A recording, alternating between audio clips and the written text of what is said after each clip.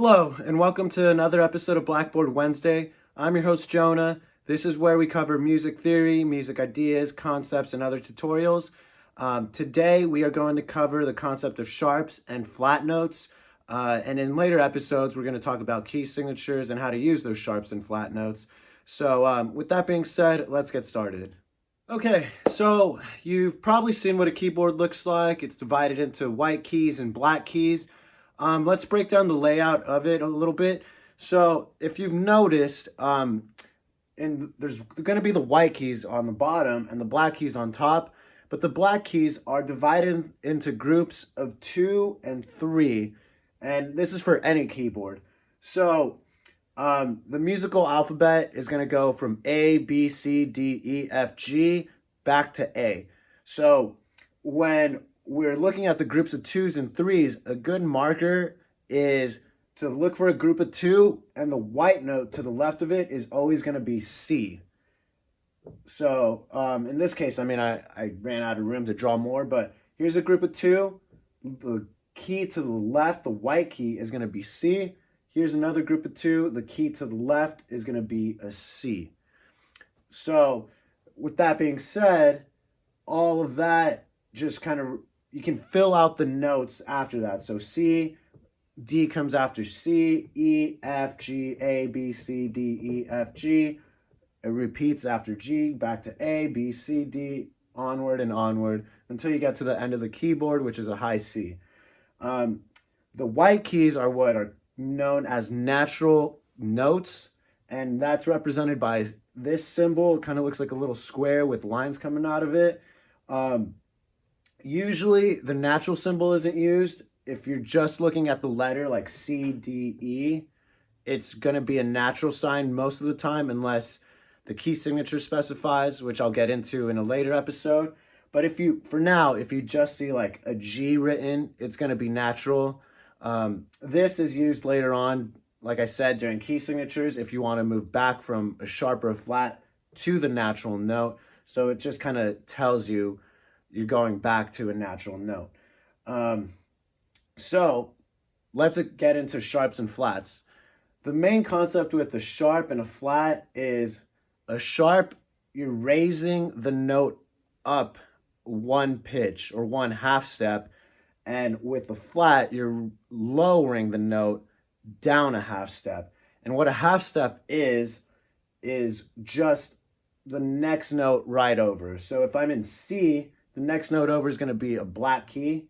And then if I'm on C sharp in this case, and I want to move one note over again, or one half step over, I'm going to be into D, and so on and so forth. So it's every note. So if I'm A, I'm going to go to a black key, then back down to a white key.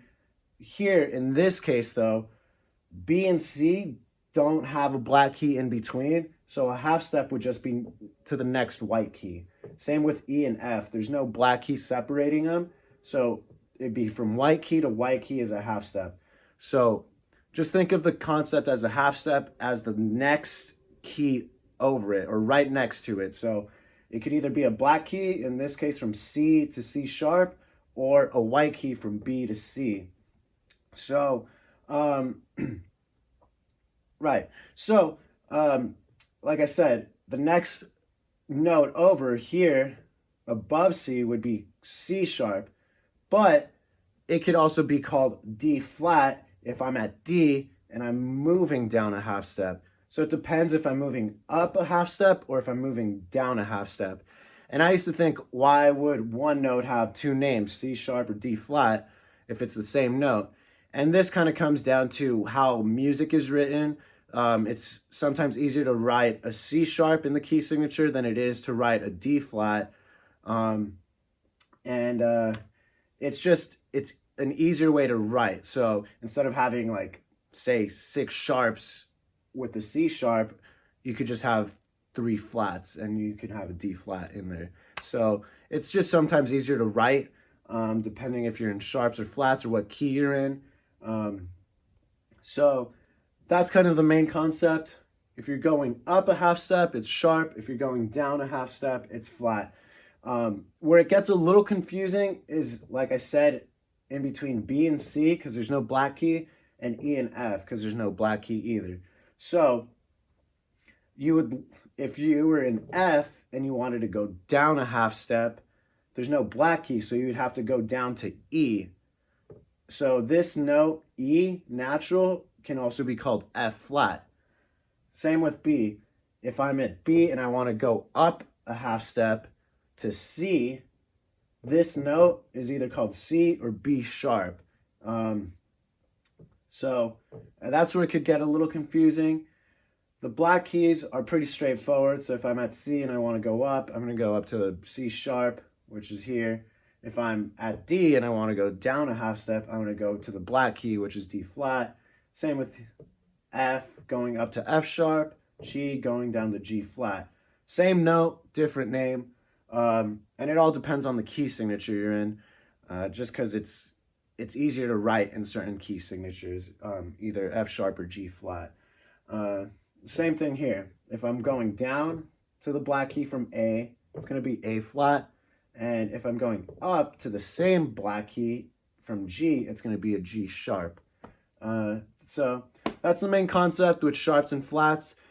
In the next episode, I'm going to explain how they come in handy with key signatures and writing them in. That way it's not so confusing with all the G sharps, flats, and all that, and natural signs as well. So I hope you liked today's episode. I know it was a little confusing at some parts, so if you have questions, leave them in the comments below. If you like my content, please subscribe to my channel. And also, if you have any recommendations for future videos, leave them in the comment as well.